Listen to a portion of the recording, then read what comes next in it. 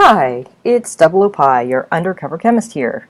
Today I'm going to be telling you about the energy of phase changes. Why do we have to worry about energy when we're changing phase? Let's imagine that you have a pot of water and you put it on a burner and you start measuring how much heat you're adding. At the same time, you're also measuring the temperature of the water. So at first, as the burner heats the pot, the temperature of the water is going to start to rise, and it's going to keep rising until the water starts to boil. And you can see right here, as the water boils, the temperature then stays constant. It doesn't rise anymore. Why is that? Let's think about what's happening here on a molecular scale. Boiling is a transition between a liquid, where you have, in this case, water molecules held together with hydrogen bonds, that are turning into gas molecules, which are not held together with any bonds. So to get from liquid to gas, you have to break those hydrogen bonds. So going from liquid to gas, or indeed any time you go from a more orderly state of matter to a less orderly state of matter, you are going to have to break the intermolecular forces that are holding it together, and that takes energy. So what we're going to do now, we're going to learn how to calculate the energy involved in changing from one state to another. The way we're going to do this, we're going to look at water, because that's the thing that we heat up and change phase more than anything else in the laboratory. And so we're going to do this by starting with a chunk of ice, not just any ice, but ice from Antarctica. Because down in Antarctica it's really cold, and so ice is even colder than what we imagine here. Normally we think of ice as 0°C.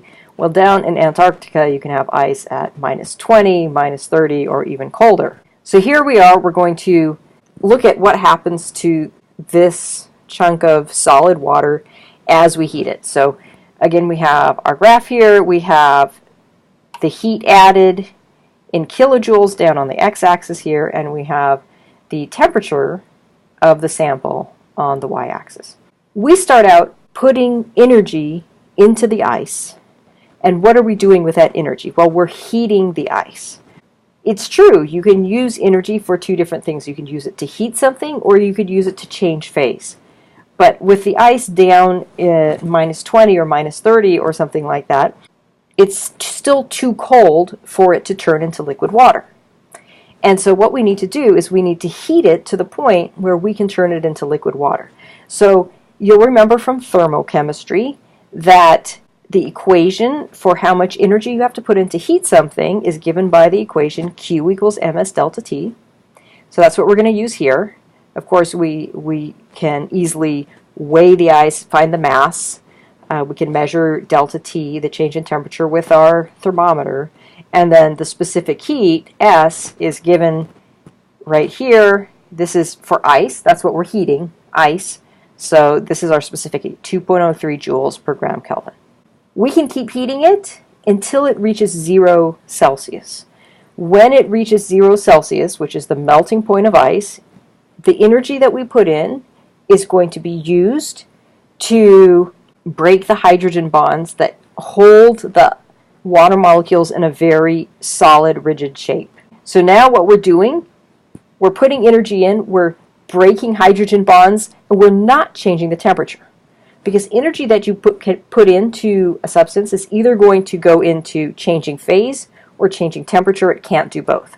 So now what we're doing here, we're melting the ice, and you can see here that we have a new equation. Anytime you change phase, the energy of that phase change is going to be given by Q, the amount of heat in joules, is going to be the number of moles, N, times delta H of that phase. So here we have the delta H of fusion, which is the scientific term for melting, is 6.02 kilojoules per mole.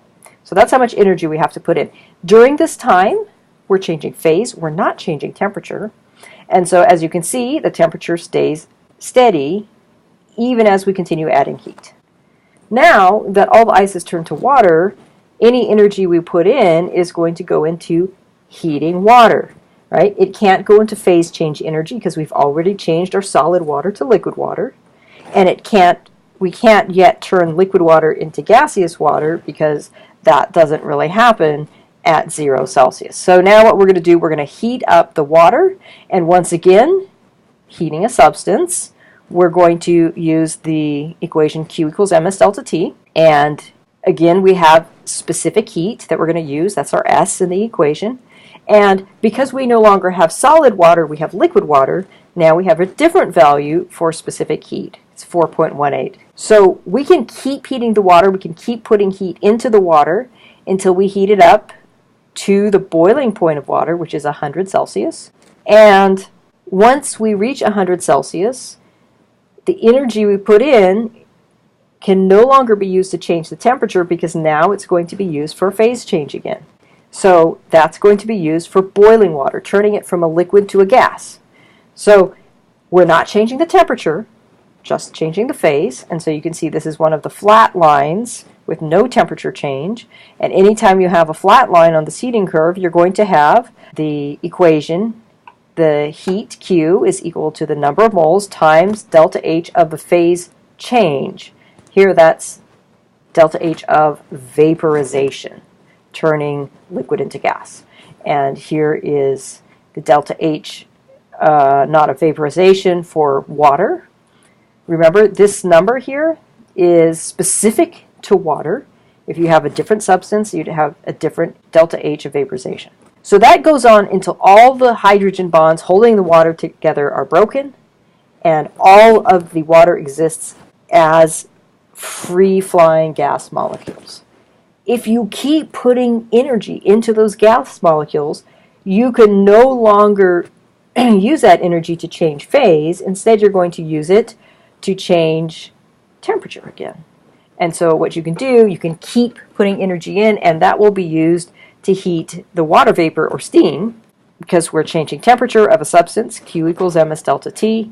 You see the pattern. Our S here is specific heat of water vapor or steam, which is 2.08 joules per gram Kelvin. So as a summary, if you start with a chunk of very cold ice, you're going to heat the ice. So changing the temperature, use Q equals ms delta T. You're going to melt the ice. You're going to heat the water. You're going to boil the water. And you're going to heat the steam. So anytime you have a slanty type line on here, you're changing the temperature. You're going to use Q equals ms delta T. Anytime you have a flat line, you're changing the phase. You're going to use Q equals N times delta H of whatever your phase change is. So let's look at an actual problem here. We want to look at how much energy it would take to turn 157 grams of water at 5 C into water vapor at 130 C. So let's look at the steps involved in doing a problem of this sort. First of all, you want to draw a heating curve for the substance and determine which segments of the heating curve you're going to have to calculate. Secondly, you saw that some of the calculations we were doing earlier, we had Q equals mass times S delta T, and some had Q equals number of moles times delta H. So we need to know both mass and number of moles. So if you're given mass, calculate the number of moles, or if you're given the number of moles, calculate the mass.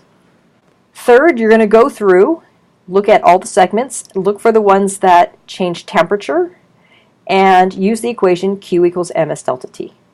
Fourth, you're going to look for the segments that involved a change in state. Those are the flat ones, and use the equation Q equals N times delta H of whatever that phase change is.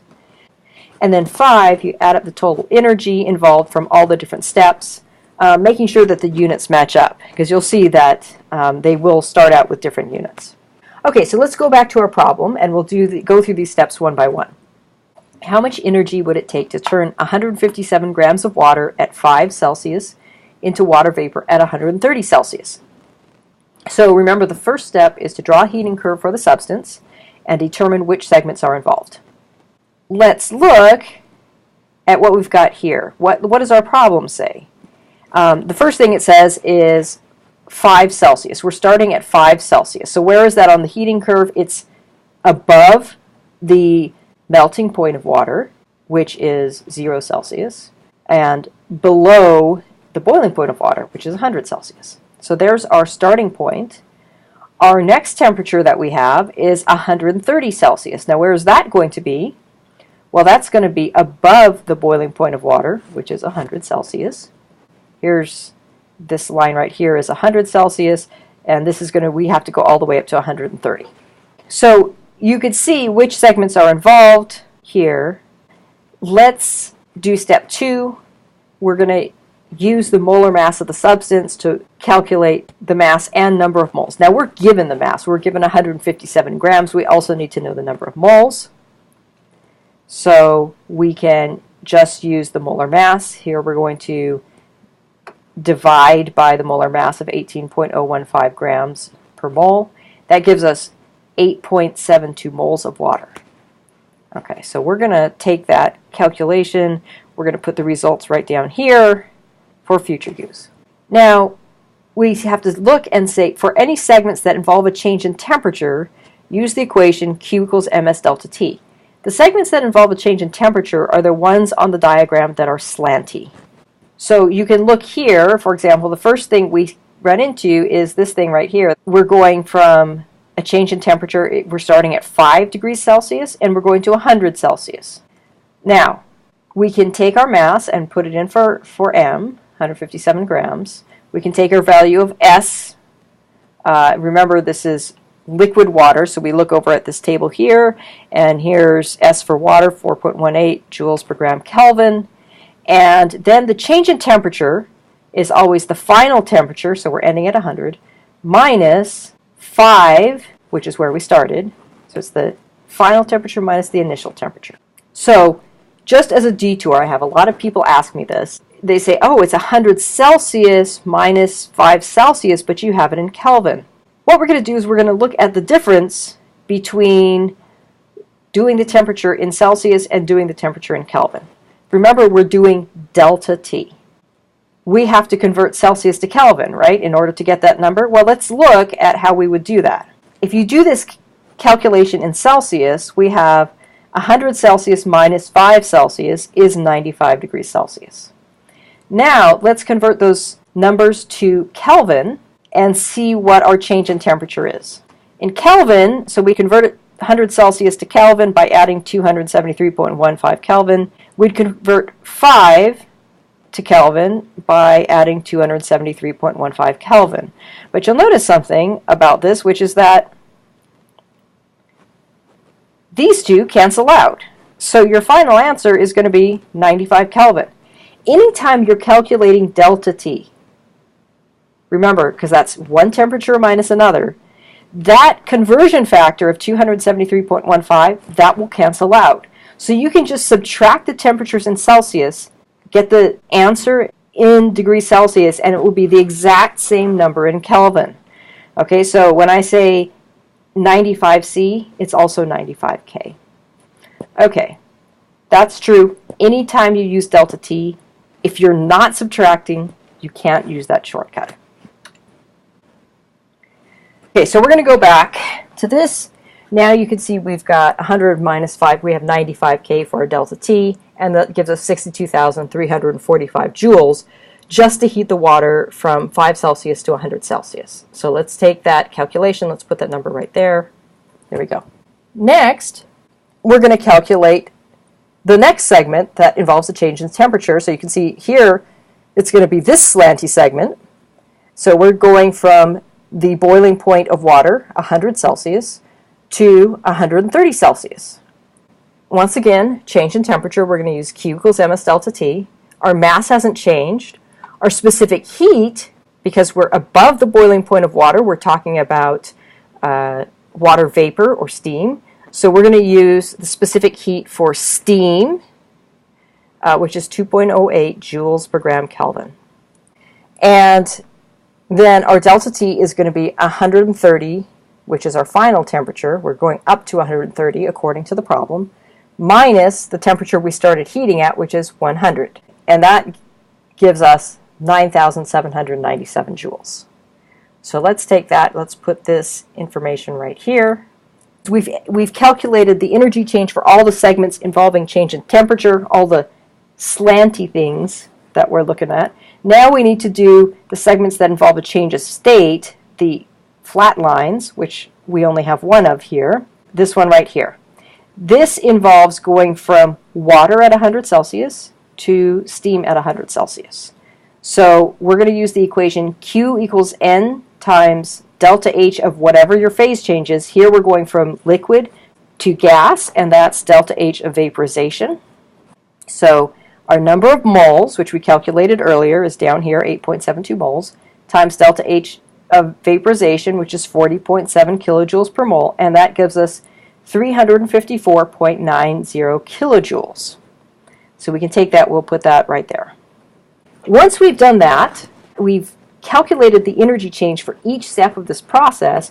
Now we need to add up the total energy, but you see that we're going to add 62,345 joules to 354.9 kilojoules. So what we do here, we either need to convert the things in joules into kilojoules, or the thing in kilojoules into joules, so that everything matches up. We can't just say joules plus joules. They have to have the same units to add them. So we can convert the joule units into kilojoules, and then, because now all of our units are the same, we can add up our energy. And we get, if you round to the correct number of significant digits, you get 430 kilojoules. So what happens if instead of heating water, you're cooling water? Well, it's basically a reverse process. So instead of heat going into the system, heat is going to be coming out of the system. It's going to be released. It's an exothermic process. And your temperature, as the heat is released, at first, the heat is released. That's going to change the temperature until such time as you're going from a less orderly state to a more orderly state, which means bonds are being formed, and that is an exothermic process, so heat is released. And then when you're in a different state, then you can then cool that down. The temperature decreases, heat is released, and then you change phase again, and then heat is released. So it's really completely the opposite. Let's do a problem like that. Here's a rather practical question. You always have to be careful when you're using a microwave because it's enclosed and the steam can heat up above 100 Celsius. So let's say there's 62.5 grams of steam in the microwave that are at 110 degrees Celsius that condenses on your hand when you put your hand in to pick up your dish. And as it does so, it cools to the temperature of your body, which is about 37 Celsius. So how much heat is released by this process? Because you know when you put your hand in steam, it's definitely heating your body. That steam is releasing heat into your body. Okay, so instead of drawing a heating curve for step one, we're going to draw a cooling curve and determine which segments are involved. So 110 Celsius is up here above the boiling point of water. That's why it's water vapor. And we're cooling down to 37 Celsius, which is down below the boiling point, but before the freezing point, so that's about where it is. So determine which segments are involved. Well, let's see, we've got to drop down here, go across here, and drop down. Once again, we have to use the molar mass. We have a mass in grams, so we'll use the molar mass to determine the number of moles, 3.47 moles. Now, once again, we're going to go through segment by segment. Let's do the segments involving a change in temperature first. Okay, so the first thing we do is we're cooling down from 110 Celsius to 100 Celsius. So mass is 62.5 grams. Specific heat, we're talking about steam because we're above the boiling point, so 2.08 joules per gram Kelvin. And then our delta T is our final temperature. Remember, we're coming down, so our final temperature is 100 Kelvin minus what we started at, 110 Kelvin. So we're going to have a negative delta T value, and that's going to give us a negative Q value. So Q for this this part of our cooling curve is minus 1300 joules. In other words, this is an exothermic reaction that releases 1300 joules of heat. The next segment is going from the boiling point, cooling that down to body temperature, so we're going from 100 to 37. And again, because we're talking about a change in temperature, we're going to use Q equals ms delta T. Mass hasn't changed. The specific heat, of course, now we're below the boiling point, so now we're going to use S for water. That's 4.18 joules per gram Kelvin. And our delta T, again, we're going from the final temperature, 37, from 100. So we are going to have this is going to be minus 63 for delta T, and that's going to be minus 16,459 joules. Okay, so now we've done both segments involving a temperature change, and now we're going to do the segment that involve a change in state. We have one here, the flat one right here. That's going to involve going from gas to liquid. Now, we don't have that in our table over here, but remember, it's a reverse process, so anytime you go backwards, the heat is just the negative of the reverse process. So we're going to use our number of moles, 3.47 that we calculated earlier, times delta H of condensation, which is just minus the value for delta H of vaporization, and that's minus 141.23 kilojoules. So now we're going to add up the total energy involved, and again, we're going to convert into kilojoules. Sometimes you'll be asked to give it in joules, sometimes in kilojoules. I tend to prefer kilojoules myself. And what you get, the total energy is negative 159 kilojoules.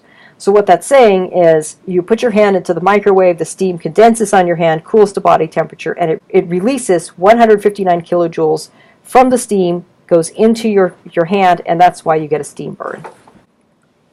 Okay, so now we're going to do a different kind of question, and it's different because we're not using water like we have with all the other problems. So here we're talking about ethanol. So we're starting with a chunk of solid ethanol, starting at a temperature of 94 Kelvin. And this problem is also different in that it doesn't tell us what our final temperature is. It only tells us that we absorbed 275 kilojoules of heat. And based on that, we need to figure out where we are on the cooling curve. What physical state are we in? What temperature is the ethanol after absorbing the heat? So this one's, we're going to start out the same way we did all the other problems, but we're going to have to modify our method a little bit. So the first step is to draw a heating curve for the substance and determine which segments are involved. So we draw a standard heating curve. You know, here's the temperature, here's the energy you put in, heating solid, solid to liquid phase change, heating the liquid, liquid to gas phase change, heating the gas. Now, the first thing we have to figure out is where do we start? So we have some data on ethanol here. The melting point is 159 Kelvin, and we are starting at 94 Kelvin, so we're starting below the melting point. We're starting with a solid. Okay. So what we're going to do is we're going to put, here's the melting point, here's the boiling point, and we're going to use those, refer to those as we go through.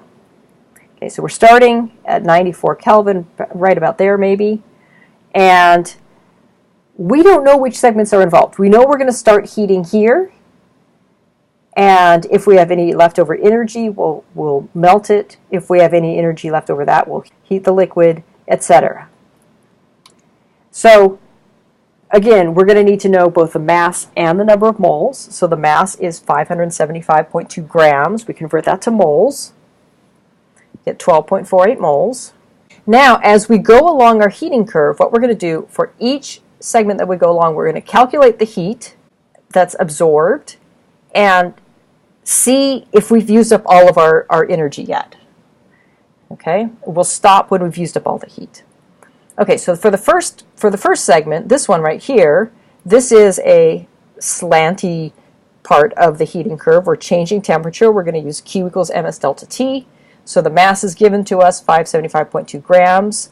The S value, that's, remember, we're heating the solid, So S value of our solid ethanol is 2.419 joules per gram Kelvin. So we just get that from the table right here. Then we have delta T. So for this, we're going from where we started at 94 Kelvin. So that's our initial temperature right here. And 159 Kelvin is where we're going to. So we can calculate that. We get 90.44 kilojoules. So now we need to calculate the next segment. So far we've used up 90.44 kilojoules. That's not 275 kilojoules. So we know that we still have energy to use up. So the next thing the energy is going to go to, it's going to go to melting the solid into liquid. So again, that's a phase change. We're going to use Q equals N times delta H of fusion. Our number of moles is 12.48 as we calculated. The delta H of fusion is given down here, 4.90 kilojoules per mole. And that gives us 61.15 kilojoules. Okay, so far we've used 90.44 plus 61.15 kilojoules, 151.59 kilojoules. That's not 275 kilojoules of heat. So we still have energy. The next thing the energy is going to be used for is to go from heating the liquid ethanol from 159 Kelvin up towards boiling. We have 123.41 kilojoules left. Let's see if heating it uses all of that or not. So this is a slanty line. Temperature's changing. We're going to use Q equals ms delta T. If we went all the way from 159 Kelvin to 351.4 Kelvin, plug that into the number, we would end up using 270.03 kilojoules. Now, we don't have 270 kilojoules. We only have 123.4 kilojoules. So we're going to heat this liquid, but we're not going to heat it all the way to the boiling point. How much are we going to heat it? Well, we know how much energy we have to heat it with. Let's take that, plug that in for Q and see how big our delta T gets to be. So here's our heat remaining in joules. That equals the mass times the specific heat times delta T, which we don't know, but you can solve and see that delta T is going to be 87.93 Kelvin. So we're actually going to be part way up here, right? We're only coming part of the way up. So if our delta T is 87.93 Kelvin, our final temperature is going to be where we started from, 159 Kelvin plus 87.93 Kelvin. So we're going to be at about 247 Kelvin. And we're going to be in the liquid phase. So that is our problem-solving video about the energy of phase changes. Check out our other problem-solving videos on the OOPI channel. Thank you.